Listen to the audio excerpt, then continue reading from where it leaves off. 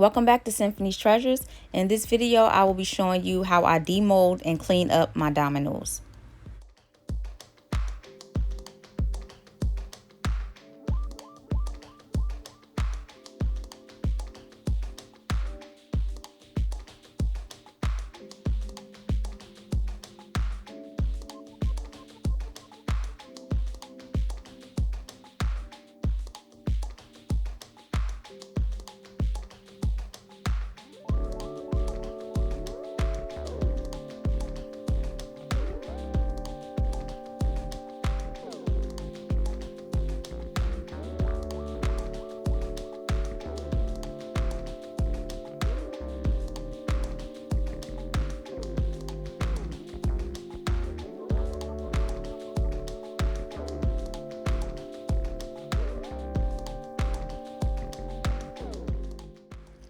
So this is an example of over pourage of resin in your mold.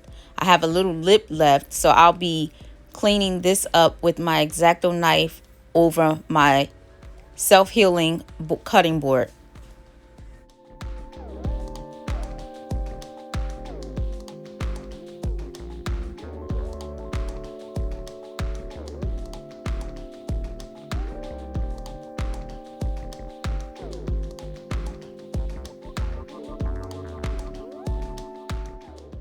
These dominoes that I'm working on are jumbo dominoes. You see the thickness compared to the standard size.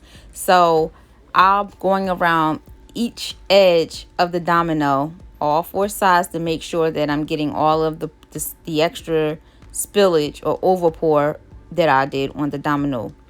But every single domino may not have had overpour.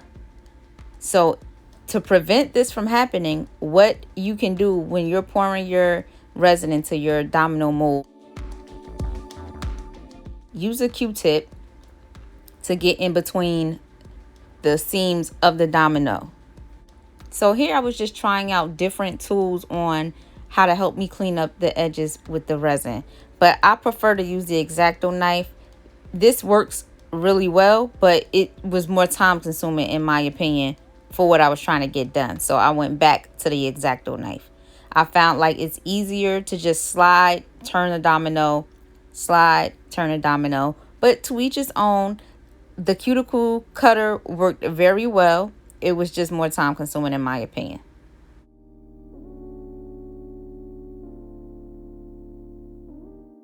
And FYI, this cuticle cutter that I'm using, I do not use this for my nails. Any resin product or tool that you see me using in any of my videos is strictly for that, strictly for resin. My molds that I have, if you're using cooking molds, you cannot use cooking molds for resin and then go back to using it for cooking.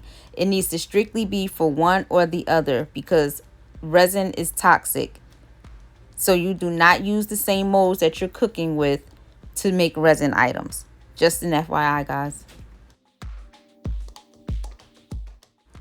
Now look at this here. I'm using my crafting scissors to cut some off, which is very helpful. These three were joined together, but you see my resin is still soft enough for me to be able to cut them apart. And then I can use my X-Acto knife again to clean it up. I actually like to cut it apart. It's kind of fun, but it's time consuming. So if you can avoid overpouring, please do. Or at least if you overpour, make sure you clean it up with a Q-tip, as I stated earlier in the video.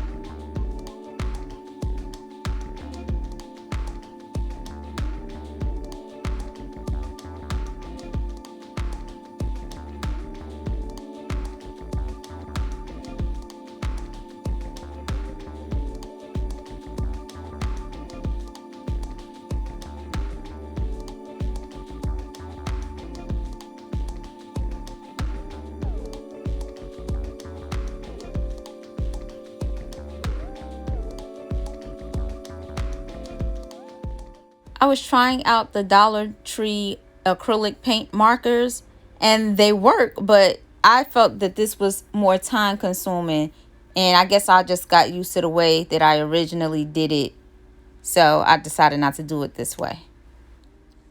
So I'll be using acrylic paint that I purchased from Walmart, my painter's palette that comes with 6 from Dollar Tree, and my embossing tool from Dollar Tree. And what I like to do is I start with it's a dual end tool. So it has a thick end on one side and a thinner end on the other. So I like to fill in the dots. And then I flip the tool and I fill in the division line. And I make sure that I have a paper towel handy to wipe away the excess. Or either I just use my fingers. Crafting is messy and doesn't bother me getting my hands a little dirty.